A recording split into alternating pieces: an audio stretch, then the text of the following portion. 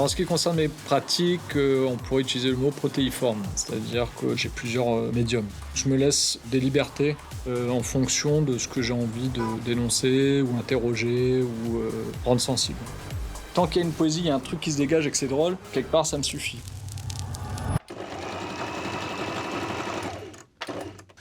Petit, j'ai vécu en Afrique et je pense que l'histoire des couleurs et des motifs, je pense que j'ai dû avoir mon premier choc visuel avec les wax à ce moment-là. Ma mère avait une boîte à couture comme ça, avec plein de couleurs, les bobines de fil, et j'adorais les re-ranger.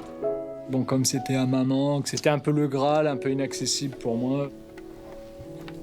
Ce plaisir de toucher ces matières, de faire de la broderie. Alors je fais pas de la grande broderie, je prends le zigzag, le point zigzag de la machine, c'est une machine de base, tac tac tac, je surpasse.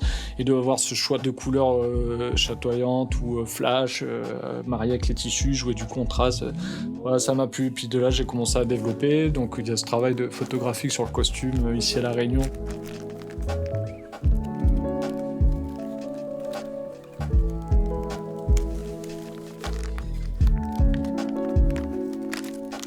L'humour, le détournement, travailler la matière, que ce soit le textile, que ce soit machin, donc il y a des choses qui s'entrecoupent. Je peux pas dire qu'il y a un fil rouge, moi je dirais qu'il y a plusieurs fils de pêche, quoi. C'est des choses comme ça qui s'entremêlent, qui nourrissent en fait, ça crée un espèce d'environnement comme ça, stimulant, culturel, dans lequel je vais piocher et je vais recombiner. Je suis pas là à me dire ouais, j'ai inventé un truc de fou, j'ai créé un truc que jamais personne n'a créé, en fait j'y crois pas, quoi.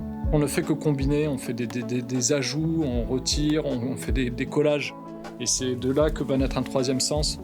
Et moi je suis plutôt là-dedans, donc je vais emprunter à droite, à gauche, on parle beaucoup de détournement culturel, de réappropriation culturelle aujourd'hui. Et moi par mon travail, quelque part, j'ai carrément le doigt dedans.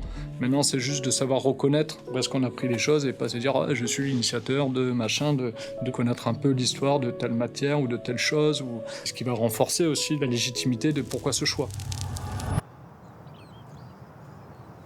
Le projet Homo Lacasus, qui est de l'architecture en fait, in situ, c'est parti d'un délire avec ma gamine, du ah tiens allez on va se faire une cabane. Moi j'ai toujours été très cabane adolescent. Et là c'était de me dire allez je prends ce que je trouve sur le lieu, j'ai pas d'outils, j'ai pas de ficelle, j'ai pas de sabre et tout, et comment faire en une journée un truc qui tient la route, un abri. On a fait ce premier geste, quand on est revenu, on avait une famille qui s'était installée, ils avaient mis une serviette, ils avaient augmenté avec des morceaux de bois. J'ai dit putain c'est super en fait. Et ça m'a plu, c'est-à-dire socialement parlant, se réapproprier le truc. Et encore j'invente rien en faisant une cabane, c'est un truc qu'on fait depuis la nuit des temps. Donc en fait je reproduis ce geste et j'invite les autres à se réapproprier et à le faire sien, quoi. Et j'ai trouvé ça super, j'ai trouvé ça d'une force poétique. Voilà, est-ce que c'est une cabane pour les amoureux? Est-ce que c'est un point de vue? Est-ce qu'on va observer les baleines? Est-ce que c'est pour se ressourcer, être là tout seul? Est-ce que c'est pour se protéger juste de l'ombre? Est-ce qu'on s'amuse, on s'invente une histoire en construisant la cabane? Voilà. Ça donne à voir pour les gens qui sont là sur place, qui en profitent, mais artistiquement parlant, comment je peux en témoigner ou je peux l'archiver? Donc c'est la photo. La photo s'impose à moi. Et en faisant les photos, et en faisant aussi la construction, tu retournes vraiment, c'est cette espèce de saveur d'enfance en fait.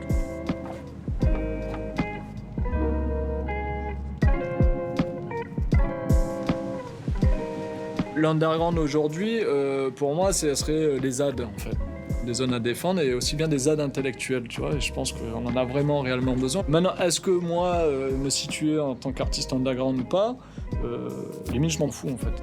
Parce que c'est devenu une étiquette, ouais t'es underground, t'es machin, t'es street art, t'es hip-hop. Je pense qu'il faut vraiment garder une sorte de liberté et on a besoin des étiquettes pour faire fonctionner, pour rassurer les gens, pour faire fonctionner un système.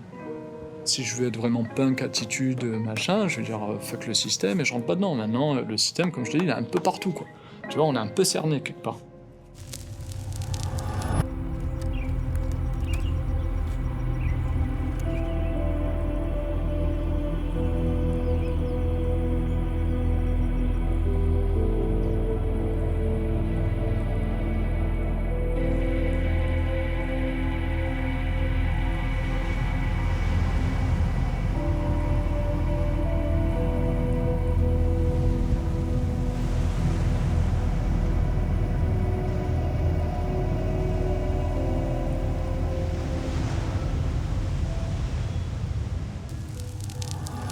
Je pense que l'art, il doit servir à faire ce travail d'aller chercher là où on n'attend pas le public, de sensibiliser sur des choses, de donner à penser le monde.